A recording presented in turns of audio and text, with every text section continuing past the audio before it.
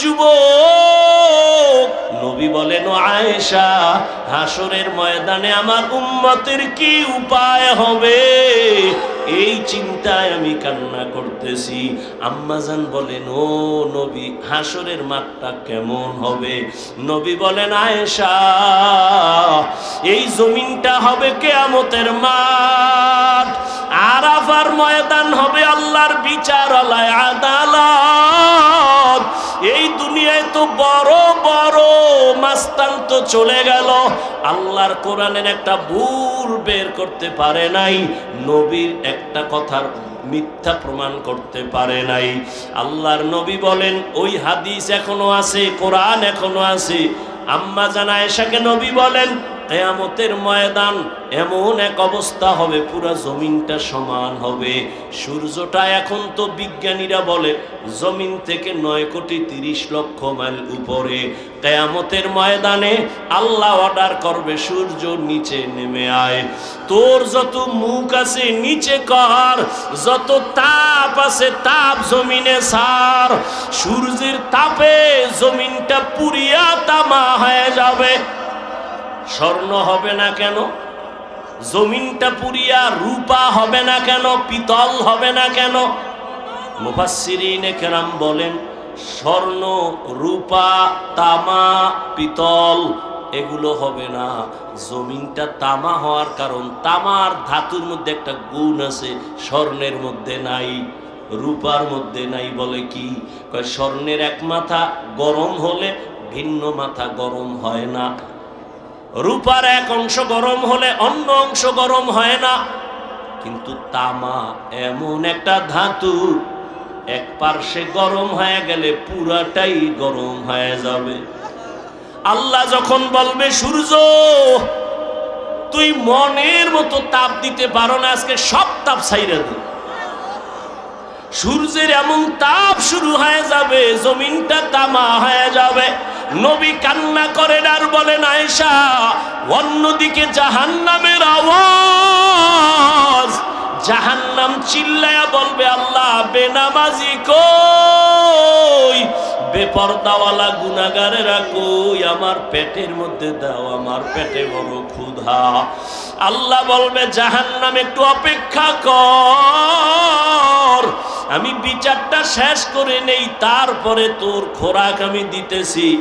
নবী বলেন, জাহান্নাম থামে না, তখন আল্লাহ অর্ডার দিবেন, এই ফেরেশতারা জাহান্নামের গলার মধ্যে 70,000 শিকল লাগাইয়া বাঁধো, এক একটা শিকলের গোড়ায় 70,000 ফেরেশতা ধর, ধইরা ভালো কইরা পেছন দিকে টাইনা রাখ, ও যেন আমার আদালতের দিকে আসতে না পারে। যদি আমার আদালতের দিকে আগায়, আমি তো আর বিচার করতে পারবো না। জাহান্নামের আগুন এই মানুষগুলোকে পেটের মধ্যে নিয়ে নিবে। আল্লাহর অর্ডারে ফেরেশতারা জাহান্নামের গলায় শিকল লাগাইয়া 70,000 করে এক একটা শিকলের গোড়ায় জাহান্নামের ধরবে, ধইরা রাখতে পারবে না। এত চিল্লানি দিয়া বলবে, আল্লাহ বেনামাজি গুনাহগার আমার খোরাকগুলো দাও, ক্ষুধা। আল্লাহ পাক নবী বলেন, আল্লাহর ফেরেশতারা যখন ধরে রাখতে পারবে না, তখন আমি মুহাম্মদের অন্তরে বড় মায়া, আমি সাথে সাথে সিজদায় পড়ে বলবো, আল্লাহ জাহান্নামের ফিরাও, আমার উম্মত মনে হয় ধইরা ফালাইবে, ফিরাও, আমার উম্মত যেন জাহান্নামের আগুনে না যায়। আমার উম্মত যদি জাহান্নামে যায়, আমি জান্নাতে যাব না। ওরে যারা মাওলার আশিক, ওরা ভাবে আর খুঁজে আমার মালিক, আমার আল্লাহরে আমি তো এখনো পাইলাম না। ফুলের ঘেরান পাইলাম, কে বানাইলেন তারে তো পাইলাম না। ওরে আল্লাহর মোহাব্বত যার অন্তরে জমা হয়ে গেছে, সে একবার আমার মাওলারে দেখার জন্য পাগল। হানজালা বলে, আমি নবীর দরবারে থাকলে আমার অন্তর থাকে একরকম, আমি নবীর দরবারের বাইরে গেলে তখন আবার অন্তর দুনিয়ামুখী হয়ে যায়। আমার ছেলে, আমার বাড়ি, আমার গাড়ি, আমার টাকা, আমার পয়সা, পয়সা, আমার ক্ষমতা, আমার চেয়ার, এই সব আমার অন্তরে আইসা জমা হয়, আমি মুনাফিক হয়ে গেছি। ওমর কয় তো এই অবস্থা তো আমারও হয়। নবীর দরবারে থাকলে দুনিয়ার কোনো চিন্তা নাই, আবার যখন নবীর দরবার থেকে বাইর হইয়া যায় তখন আবার দুনিয়া আমারে পেয়ে ফেলে, দুনিয়া দুনিয়া আমাকে গ্রাস করে ফেলে, দুনিয়ার চিন্তা, ছেলের চিন্তা, মেয়ের চিন্তা আমাকে গ্রাস করে ফেলে। এবার কথা চলো নবীর দরবারে চলো, সমাধান নেই। দোনোজনে যায়, মুনাফিক হয়ে গেছে। ওমরও কয় আমি মুনাফিক হয়ে গেছি, হানজালাও কয় আমি মুনাফিক হয়ে গেছি। হঠাৎ আবু বকর সিদ্দিক রাদিয়াল্লাহু তাআলা আনহুর সামনে দাঁড়ানো। এই ওমর তুমি চিল্লাও কেন? কয় মুনাফিক হয়ে গেছি। হানজালাও কয় মুনাফিক হয়ে গেছি। কারণটা কি? বলে এই কারণ, নবীজির দরবারে যখন থাকি মনে হয় যেন দুনিয়াতে আমার আর কিছু নাই, নবী আমার কলিজা, আমি নবীর হাত লাগাই আমার মালিক আল্লাহর সঙ্গে মোলাকাত করব। কিন্তু নবীর দরওয়াজা থেকে বের হইলে তখন আবার ঢুইকা যায় ছেলে, মেয়ে, স্ত্রী, পরিবার, দুনিয়ার চিন্তা। আবু বকর কয় অবস্থা তো আমারও, মনে হয় আমিও মুনাফিক হয়ে গেছি, আমার মাওলার ভয়। আর তুমি নামাজে দাঁড়াইয়াও দোকান নিয়ে ভাবো, নামাজে দাঁড়াইয়াও ছেলের চিন্তা, মেয়ের চিন্তা, ঘরের চিন্তা, ক্ষমতার চিন্তা। ওরে আবু বকর, নবীর দরবার থেকে বের হইলে দুনিয়া, নবীর দরবারে থাকলে দুনিয়ার চিন্তা নাই, এরপরও ভয়, কান্নার আওয়াজ। আর তোমার আমার তো নামাজের মধ্যেও দুনিয়া ঢুকানো, জিকিরের মধ্যেও দুনিয়া ঢুকানো। তোমার আমার চোখে পানিও নাই, কোনো আফসোসও নাই রে বাবা। নবীর দরবারে গেলেন, রহমতের নবী বলেন এমন যদি তোমাদের হয় আর ভয় লাগে, এটাই তোমাদের ঈমান যে শুদ্ধ পরিপক্ক, এটাই তার প্রমাণ, তোমাদের ঈমানে কোনো ভেজাল নাই। এরে নবীরা আশেক ইব্রাহিম ইবনে আদহাম পাগলের মতো হয়ে গেল। কে আমাকে বোকা বলল? ঠিকই তো, আমার ওয়ার্ডারে বলখের মানুষগুলো দাঁড়ায় আর বসে, কিন্তু আমি তো একবারও চিন্তা করলাম না এই যে সূর্যটা উঠছে পূর্ব দিগন্তে, এই সূর্য তো আমার অর্ডারে উঠেও না, আমার অর্ডারে ডুবেও না। রাতের বেলা আকাশে চাঁদের আলো, আমার অর্ডারে চাঁদ উঠেও না, ডুবেও না। তাহলে এর পেছনে তো একজন মালিক আছে, নাই? ওই মালিকের তালাশ করছনি?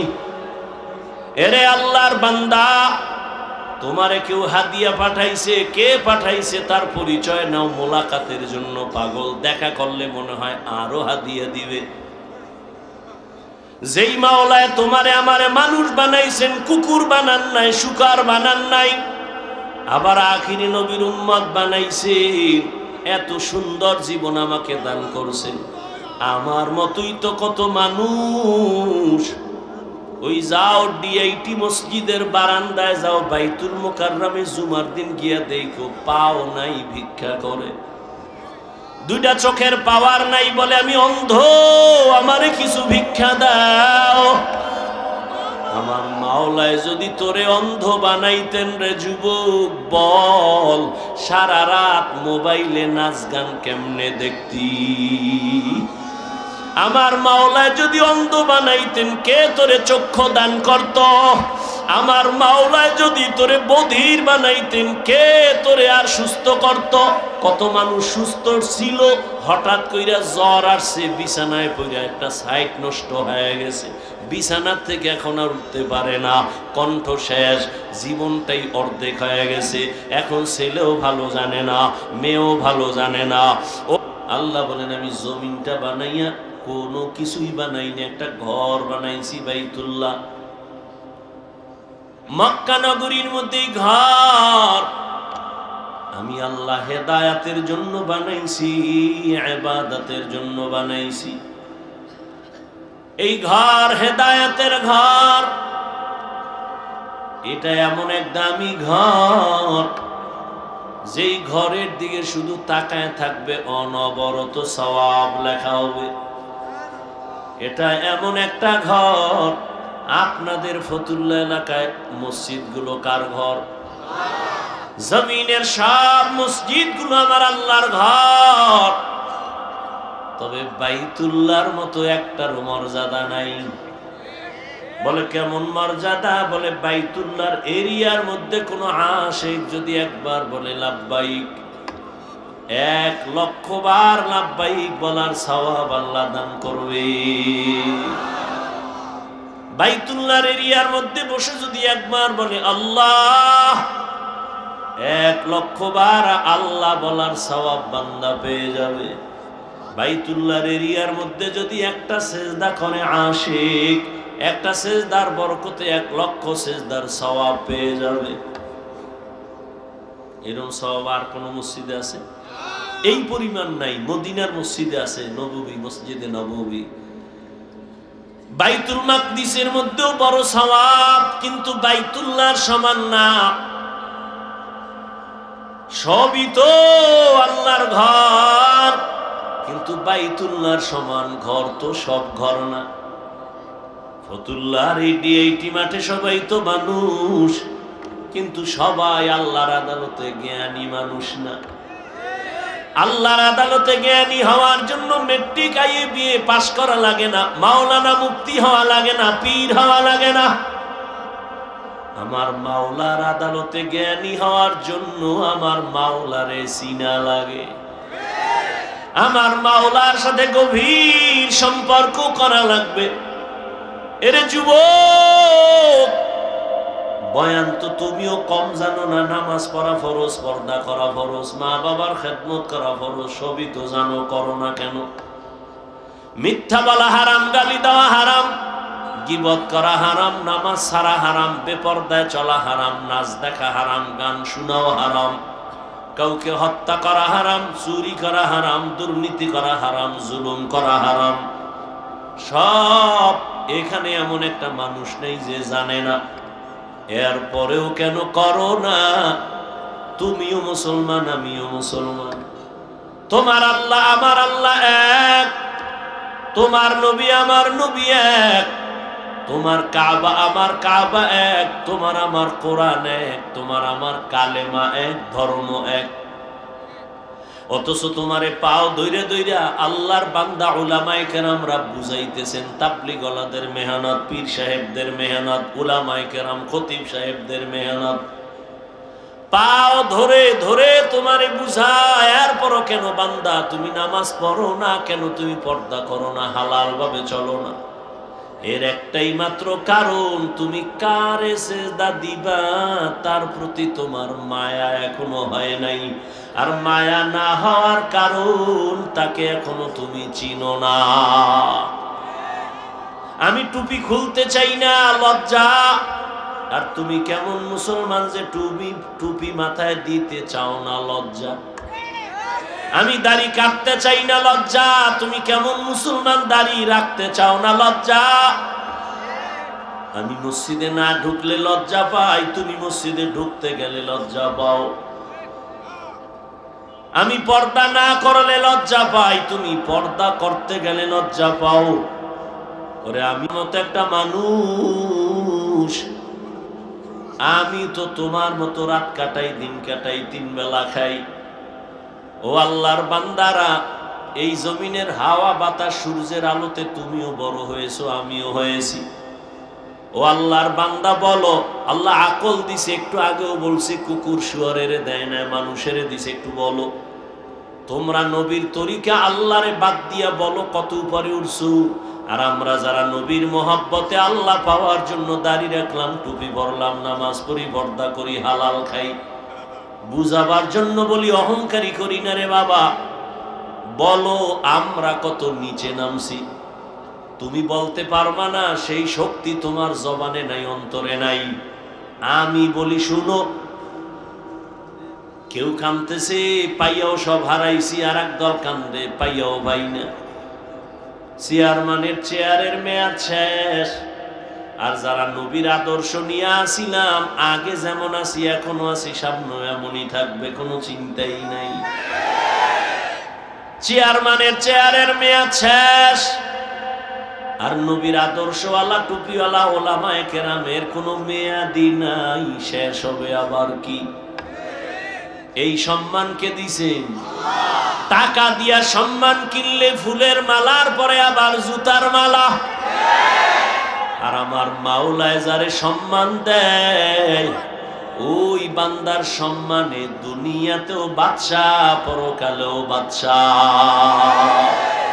হে খোদা দয়াময় রব্বুল আলামিন,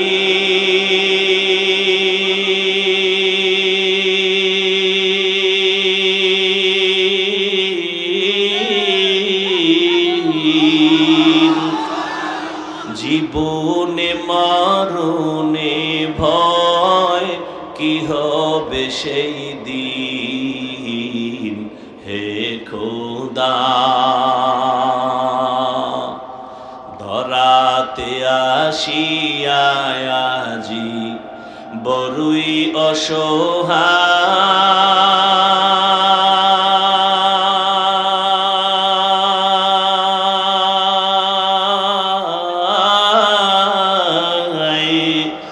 ইহকালের মায়া জালে অন্ধ যে সবাই।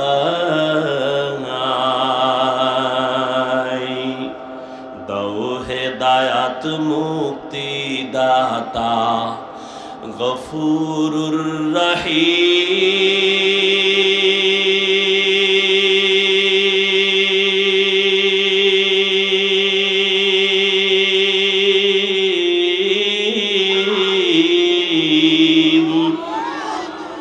জীবনে মরণে ভয় কি হবে সেই দিন।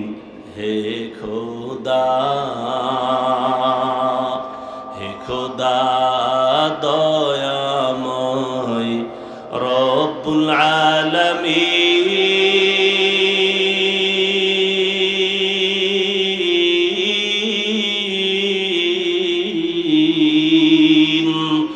জীবনে মরণে ভয় কি হবে সেই দিন। হে খোদা, এই চিন্তা করতে করতে আবু বকর জীবন কাটায় দিলেন। মরণে আমার কি উপায় হবে? পরশুদিন হাদিস দেখলাম রহমতের নবী ইস্তেনজায় ঢুকছেন। ইস্তেনজা চিনেননি? এও তো অনেকে চিনি, বাংলায় খাওয়া লাগবো না। রহমতের নবী হাজত ছাড়তে ঢুকলেন, বাথরুমে গেলেন। নবী বাথরুম থেকে বের হইয়া দ্রুত তায়াম্মুম করতেছেন মাটি দিয়া। কি করেন? তায়াম্মুম করতেছেন রহমতের নবী। সাহাবী ডাক দিয়া বলেন, ইয়া রাসূলুল্লাহ, ওই যে পানি দেখা যায়, পানি দেখলে তো তায়াম্মুমের আর দরকার কি? ওখানে যাইয়া ওযু করে নিবেন। রহমতের নবী বলে, রে সাহাবী, আমি যে বাথরুম থেকে বের হইছি ওই পানি পর্যন্ত যাওয়ার আমার কোনো গ্যারান্টি নাই।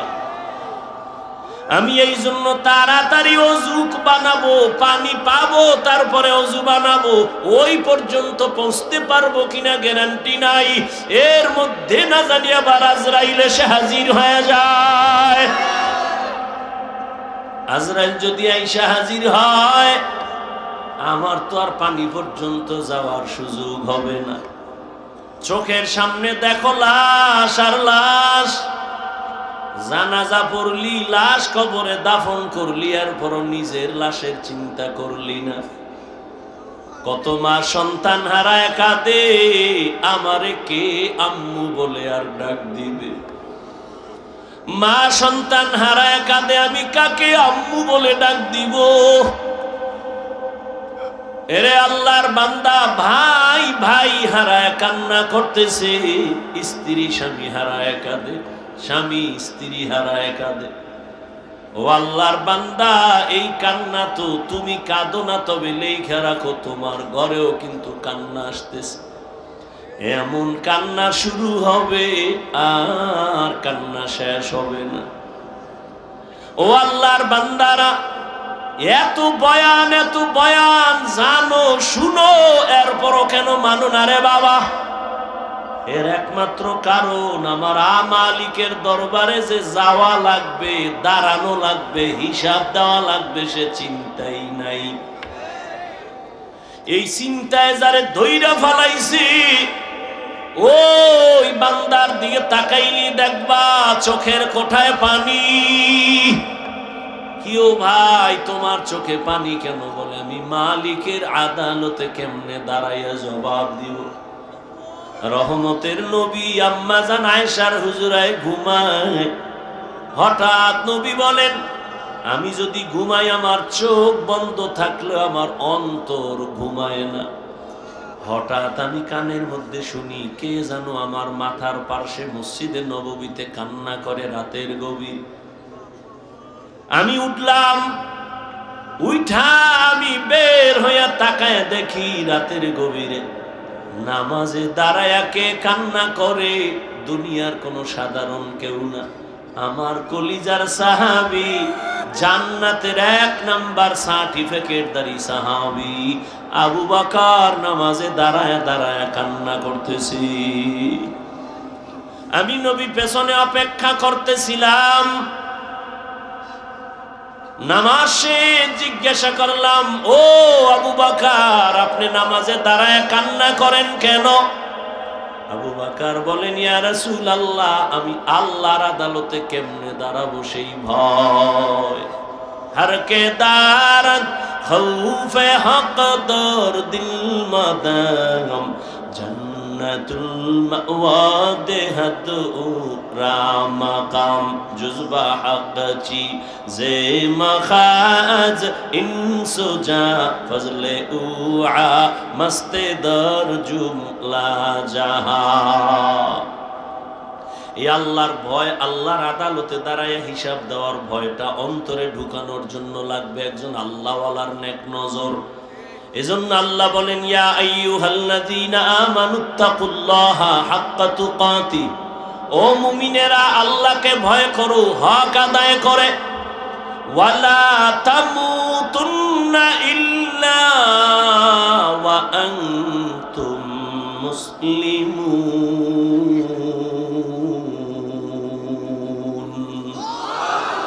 মুসলমান না হইয়া মরিও না, সাবধান। নবী বলেন, আলা কুল্লুকুম রাইন ওয়া কুল্লুকুম মাসউলুন আন রাইয়াতিহি। এই উঠেকা মোনাজাত দিয়ে দিমু। মাওলায় যদি বাড়ি না নেয়, কেমনে আগে বাড়ি যাবা? মাওলায় না নিলে পারবা? একজনে 1.5 ঘন্টা উঠে গেছে, তাড়াতাড়ি বাড়ি যাইব, আর একজনে মোনাজাত দিয়া কান্নাকাটি কইরে এরপরে রওনা হইছে বাড়ি যাব। ওই ঘটনা আছে না, সুলতান মাহমুদ গজনবীর ঘটনা, আয়াজের ঘটনা, এক ধনী বড় টাকাওয়ালা আর মালিক আর গোলামের ঘটনা। মালিক আর গোলাম বাড়ি যায়, হঠাৎ মালিকের কয়, গোলাম স্যার একটু দাঁড়ান, আমার একটু জরুরত আছে। কয় দাঁড়াই নাম। ঢুইকে গেছে মসজিদে, মসজিদে গিয়া সেজদায় যাইয়া কান্দে। মালিক অপেক্ষা করে, আয় না কেন? নাইমা গিয়ে দেখে গোলাম সেজদায় পড়ে কাঁদে, ও মালিক তোমার দরবারে হাজির, তুমি কবুল করো। দীর্ঘ টাইম অপেক্ষা কইরা গোলাম যখন বের হইতেছে, মালিক কয় এত দেরি কেন করলা? কয় যেই মালিক তোমারে মসজিদে ঢুকায় না, ওই মালিক আমারে যেন কেমন বের হইতে দেয় না। মাছ পানি ছাড়া ভাল লাগে না, মাছ পানি পাইলে মনে করে আমার জীবন। আরে আমার মাওলা পাকের যারা আশিক, আল্লাহর মোহাব্বতের যারা গোলাম, ওরা দুনিয়ার রং তামাশায় পইরে গেলে ভাল লাগে না, কখন জিকিরের ময়দানে ঢুকবে। কখন একটু আলেমের কাছে যাবে, কখন একটু কোরআনের তেলাওয়াতের আওয়াজ অন্তরে নিবে, কখন একটু জায়নামাজে দাঁড়াবে, কখন আমার মাওলাকে একটু মায়া কইরা ডাকবে, ও আল্লাহ। আরে আমার মাওলারে ডাকলেই তো বান্দা এত খুশি, আল্লাহর মোহাব্বত অন্তরে জমা হয়ে যায়। হানজালা নবীর সাহাবী, ঘটনা আপনারা নাম শুনছেন। হানজালা রহমতের নবীর বড় আশিক। একদিন রাস্তায় হাঁটে আর ঘুরে আর কয়, না ফাকা হানজালা, না ফাকা হানজালা, আমি হানজালা মুনাফিক হয়ে গেছি, মুনাফিক।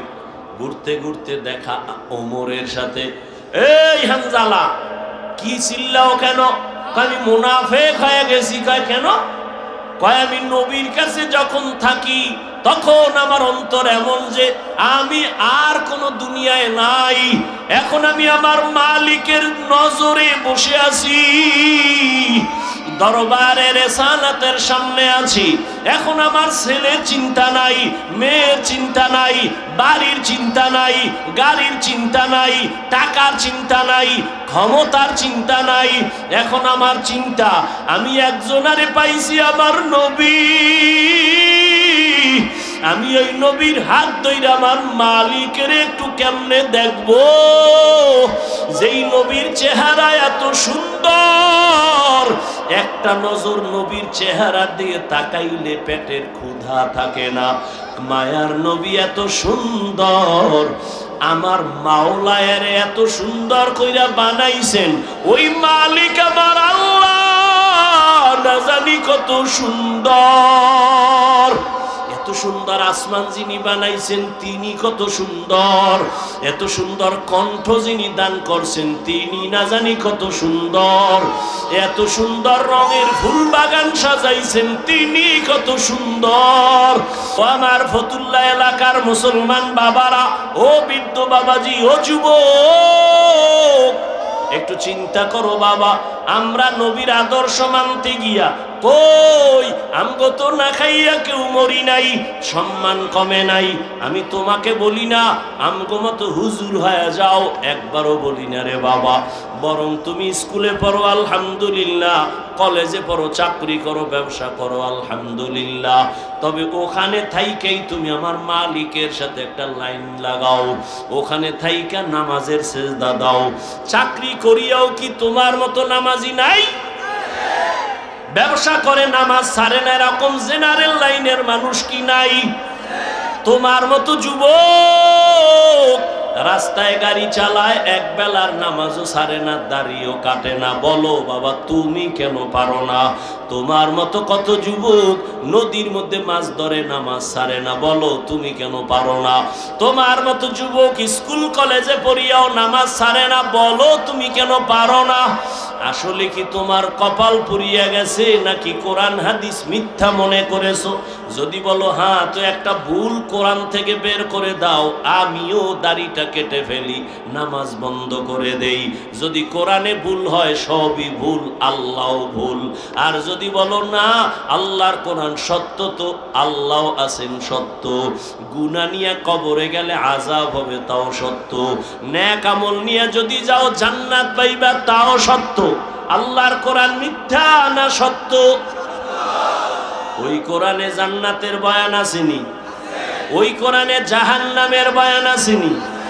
কে জান্নাতে যাবে কে জাহান্নামে যাবে আল্লাহ তাও বলেছেন। মনটাকে শুধু বুঝাইও।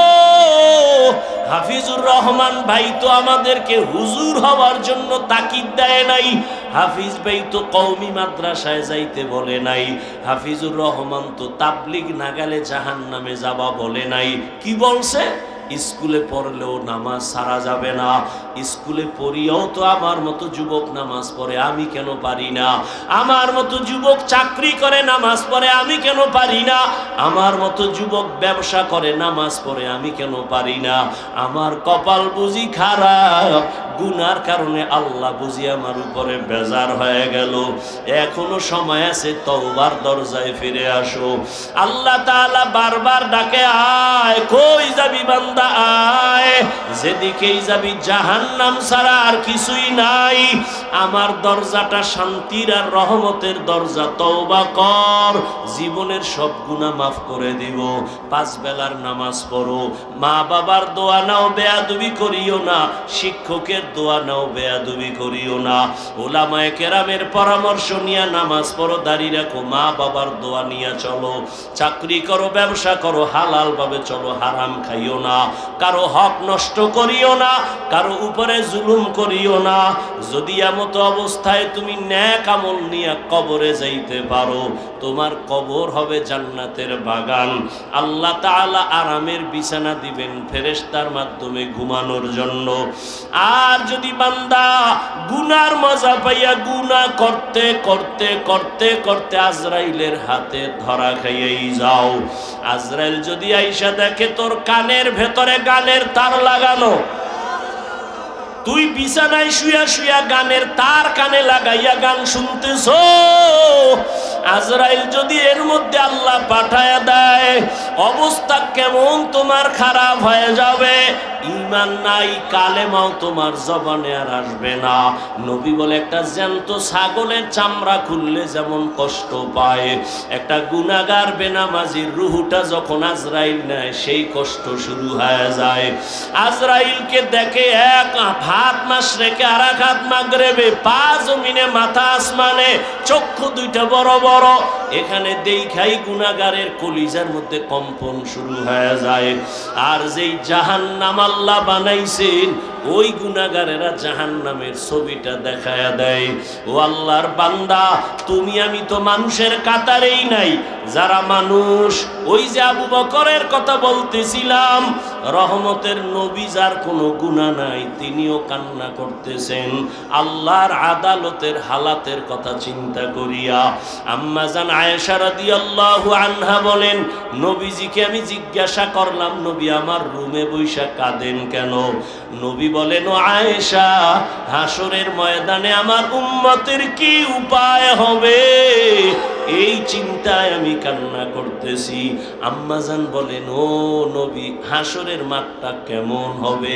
নবী বলেন, আয়েশা, এই জমিনটা হবে কিয়ামতের মাঠ, আরাফার ময়দান হবে আল্লাহর বিচারালয়, আদালত। এই দুনিয়ায় তো বড় বড় মাস্তান তো চলে গেল, আল্লাহর কোরআনের একটা ভুল বের করতে পারে নাই, নবীর একটা কথার মিথ্যা প্রমাণ করতে পারে নাই।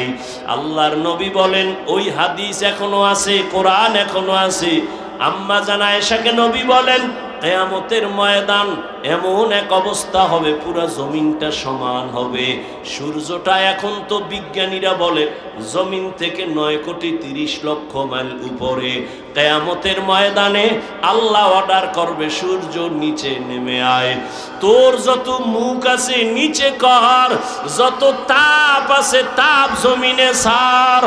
সূর্যের তাপে জমিনটা পুরিয়া তামা হয়ে যাবে। স্বর্ণ হবে না কেন? জমিনটা পুরিয়া রূপা হবে না কেন? পিতল হবে না কেন? মুফাসসিরিনে কেরাম বলেন, স্বর্ণ, রূপা, তামা, পিতল এগুলো হবে না। জমিনটা তামা হওয়ার কারণ, তামার ধাতুর মধ্যে একটা গুণ আছে, স্বর্ণের মধ্যে নাই, রূপার মধ্যে নাই। বলে কি? স্বর্ণের এক মাথা গরম হলে ভিন্ন মাথা গরম হয় না, রূপার এক অংশ গরম হলে অন্য অংশ গরম হয় না। কিন্তু তামা এমন একটা ধাতু, এক পার্শ্বে গরম হয়ে গেলে পুরাটাই গরম হয়ে যাবে। আল্লাহ যখন বলবে, সূর্য তুই মনের মতো তাপ দিতে পারো না, আজকে সব তাপ ছাইরা দে, সূর্যের এমন তাপ শুরু হয়ে যাবে, জমিনটা তামা হয়ে যাবে। নবী কান্না করেন আর বলেন, আয়েশা, অন্যদিকে জাহান্নামের আওয়াজ, জাহান্নাম চিল্লায়া বলবে, আল্লাহ বেনামাজি কই, বেপরদাওয়ালা গুনাহগারেরা কই, আমার পেটের মধ্যে দাও, আমার পেটে বড় ক্ষুধা। আল্লাহ বলবে, জাহান্নাম একটু অপেক্ষা কর, আমি বিচারটা শেষ করে নেই, তারপরে তোর খোরাক আমি দিতেছি। নবী বলেন, জাহান্নাম থামে না। তখন আল্লাহ অর্ডার দিবেন, এই ফেরেশতারা জাহান্নামের গলার মধ্যে 70,000 শিকল লাগাইয়া বাঁধো। এক একটা শিকলের গোড়ায় 70,000 ফেরেশতা ধর, ধইরা ভালো কইরা পেছন দিকে টাইনা রাখ, ও যেন আমার আদালতের দিকে আসতে না পারে। যদি আমার আদালতের দিকে আগায়, আমি তো আর বিচার করতে পারবো না। জাহান্নামের আগুন এই মানুষগুলোকে পেটের মধ্যে নিয়ে নিবে। আল্লাহর অর্ডারে ফেরেশতারা জাহান্নামের গলায় শিকল লাগাইয়া 70,000 কইরা এক একটা শিকলের গোড়ায় জাহান্নামের ধরবে, ধইরা রাখতে পারবে না। এত চিল্লানি দিয়া বলবে, আল্লাহ বেনামাজি গুনাহগার আমার খোরাকগুলো দাও, ক্ষুধা। আল্লাহ পাক নবী বলেন, আল্লাহর ফেরেশতারা যখন ধরে রাখতে পারবে না, তখন আমি মুহাম্মদের অন্তরে বড় মায়া, আমি সাথে সাথে সিজদায় পড়ে বলবো, আল্লাহ জাহান্নামের ফিরাও, আমার উম্মত মনে হয় ধইরা ফালাইবে, ফিরাও, আমার উম্মত যেন জাহান্নামের আগুনে না যায়। আমার উম্মত যদি জাহান্নামে যায়, আমি জান্নাতে যাব না। তখন আল্লাহ বলবে, নবী আপনি মাথা উঠাইয়া দেন, কাঁদিয়েন না, আপনার কান্না আমি সহ্য করতে পারি না, আমি মাথা উঠাইয়া দিব। আল্লাহ পাক দেখে জাহান্নাম এখনো দাঁড়ায় না, শিকলেও ধরে রাখতে পারে না। তখন আল্লাহ আমার সান্ত্বনার জন্য একটু কুদরতি হাতের পানি ফেরেশতারে দিয়া বলবে, জাহান্নামের গায়ে ছিটায়া দাও। যখন জাহান্নামের গায়ে আল্লাহর দেওয়া কুদরতের পানিটা ছিটায় দিবে, জাহান্নাম দ্রুত গতিতে পেছনে ভাগতে থাকবে। ফেরেশতারা বলবেন, আল্লাহ এতক্ষণ আমরা 70,000 শিকল লাগাইয়া যেই জাহান্নামের ধরে রাখতে পারি না, তুমি এমন কি বরকতের পানি দিছো যে জাহান্নাম এখন নিজে নিজে পেছনে দৌড়ায়, ভাগতেছে? কারণ কি?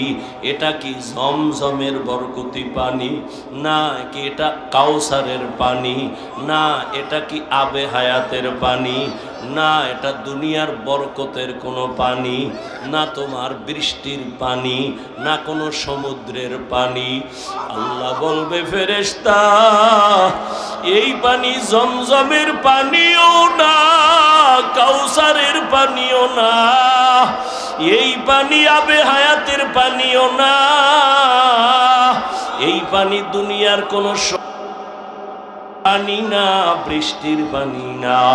আল্লাহ বলবেন, আমার মায়ার নবীর গুনাহগার উম্মতের চোখের পানি।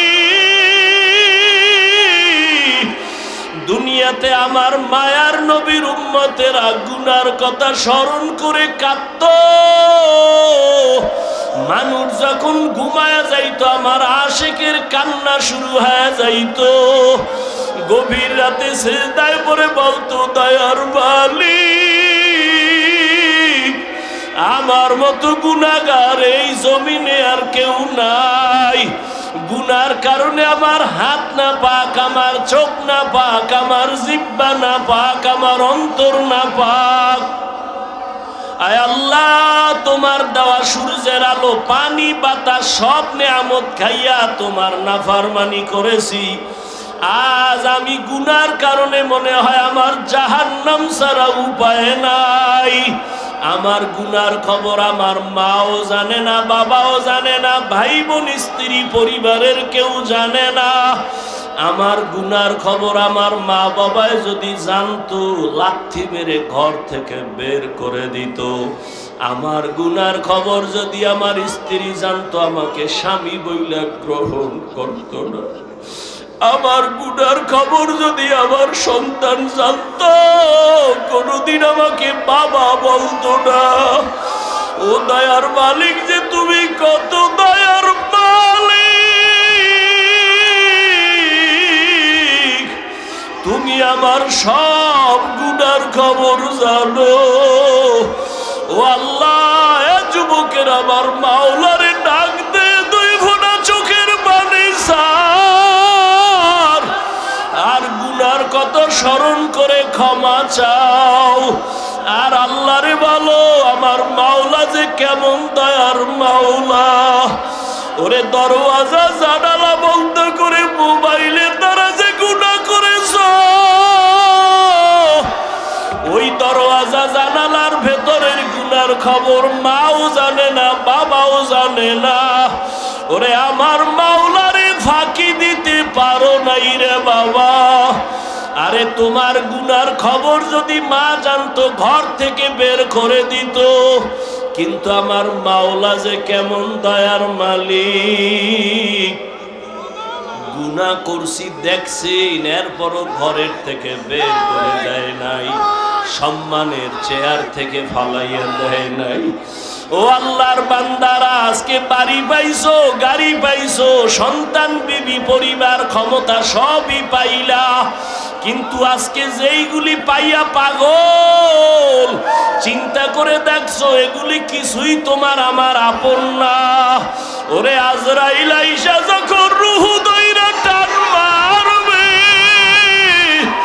ওরে তোমার আপন মা বাবা তোমারে ফেলে দিবে, আর ঘরে ঢুকাইবে না। সাদা কাফনের প্যাকেট বানাইয়া কবরের দেশে পাঠাইয়া দিবে। এতদিন যে মা বাবার জন্য এত পাগল হইলাম, কেউ আমার সাথে যাবে না। আমি আস্তে আস্তে দেখি আমার বন্ধু নাই, আমার পাশের লোকগুলো সব আলাদা হয়ে গেল। এক পর্যায়ে আবার সাদা কাপড়ে পেঁচাইয়া আমারে বাঁশ বাগানে নিয়ে রওয়ানা। ওই কবরে অন্ধকার ঘর, বাতি নাই, কোনো সাথী নাই।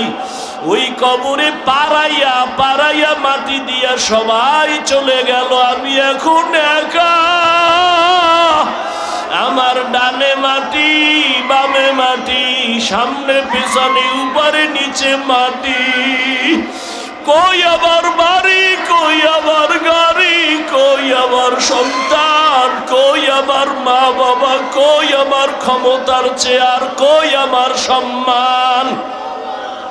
এখন এই অন্ধকার কবরে দুইজন ফেরেশতা চলে আসবে প্রশ্ন করার জন্য। রবের পরিচয় দাও, ধর্মের পরিচয় দাও, রহমতের নবীর পরিচয় দাও। আমি যদি মাওলারে না চিনিয়া কবরের বিছানায় যাই, ওরে গুনাহগার বেনামাজি তখন বলবে হা হা লা আদরি, হা হা লা আদরি, হা হা লা আদরি। আফসোস, আমি কিছুই জানি না, কিছুই জানি না, কিছুই জানি না। আমার রবকে আমি চিনি না, আমার ধর্ম কি জানি না, মুহাম্মদ নবীকে আমি চিনি না। নবী বলেন সাথে সাথে আমার মাওলা রাগান্বিত কুদরতি আওয়াজ দিবেন। আল্লাহ বলবেন ফেরেশতা, এর সাথে আর ভালো ব্যবহার করার কোনো সুযোগ নাই। এই বান্দারে আমি দুনিয়াতে কত আদর করছি, আমি আল্লাহ কত নিয়ামত খাওয়াইলাম। আমার দেওয়া জমিনের ফসল খাইলো, গাছের ফল খাইলো, নদীর মাছ খাইলো, একবারও শুকর আদায় করে নাই, বরং আমার নাফরমানি করেছে। আলেম ওলামারা বুঝাইলো, বুঝে নাই, বিরোধিতা করেছে। এখন আর সুযোগ দেওয়া হবে না, এর জাহান্নামের শিকল লাগাও, কবরের ভেতরে জাহান্নামের বিছানা দাও। আল্লাহ রাগান্বিত হয়ে বলবে নাফরমানের ধর, কবরের ভেতরে জাহান্নামের আগুন লাগায় দাও। আল্লাহ রাগান্বিত হয়ে বলবে ও কবরের মাটি, এই গুনাহগারের দুই পার্শ্ব থেকে জোরে জোরে চাপ দাও। এমন জোরে দুই পার্শ্বের মাটি চাপ দিবে, সহ্য করতে পারবি নি রে যুবক। একটা মশার কামড় সইতে পারো না, বেতের বাড়ি সইতে পারো না, সূর্যের গরম সহ্য করতে পারো না, গুনাহ নিয়ে কবরে গেলে কেমনে মাটির চাপ সহ্য করবা? ওরে আল্লাহরে এখনো বন্ধু বানাও। আল্লাহর খাঁটি ওলি আল্লাহ যারা, উলামায়ে কেরামদের বন্ধু বানাও। এখনো সময় আছে, তওবা করো আর আল্লাহকে বলো, মাওলা গুনাহ আর করবো না, নামাজ ছাড়বো না, বেপরদায় চলবো না, দাড়ি কাটবো না। আমার মাওলার আযাব বড় কঠিন। আল্লাহ এজন্য বলেছেন, মুসলমান না হইয়া মরণ বরণ করিও না। এখনো সময় আছে, তওবা করে নাও। স্কুলে পড়ো, কলেজে পড়ো, চাকরি করো, ব্যবসা করো, তওবা করো আর নামাজ ছাড়বা না, দাড়ি কাটবা না, বেপরদায় চলবা না। মা বাবার দোয়া নিয়া, উলামায়ে কেরামের দোয়া নিয়া, শিক্ষক মুরব্বীদের দোয়া নিয়া নবীর তরিকায় চলবা। আল্লাহর কাছে 2 ফোঁটা চোখের পানি ছেড়ে দাও। যদি কান্না না আসে, মনে করিও গুনার কারণে দিলটা পাথর হয়ে গেছে, আল্লাহ বেজার হয়ে গেছে। এখনো সময় আছে, আল্লাহকে বলো, আল্লাহ দিলটা নরম বানায় দাও। ওরে ডানে বামে দেখো, তোমার মতো কত গোলামের চোখে পানি, তোমার আমার চোখে কেন পানি নাই? গুনার কারণে আল্লাহ বেজার। ওরে কান্নাওয়ালার কাছে হাতটা বাড়াইয়া দোয়া চাও আর বলো, ও কান্নাওয়ালা ভাই, আমার জন্য একটু দোয়া করেন। আমার গুনার কারণে আমার কলবটা পাথরের মতো শক্ত, আমার চোখে পানি আসে না। দোয়া, কান্নাওয়ালার দোয়া ফেরত যাবে না। আল্লাহর কাছে তওবা করো, মরিয়াও গেলে আর নামাজ ছাড়বা না, গুনাহ নিয়ে কবরে যাইবা না। যদি তওবার নিয়ত হয়, 2টো হাত আমার আল্লাহকে দেখাইয়া দাও। আয় আল্লাহ, হাতগুলো কবুল করে নেন, তওবা কবুল করে নেন। আয় আল্লাহ, তওবার উপরে মজবুত হইয়া চলার তৌফিক দান করেন, আমিন।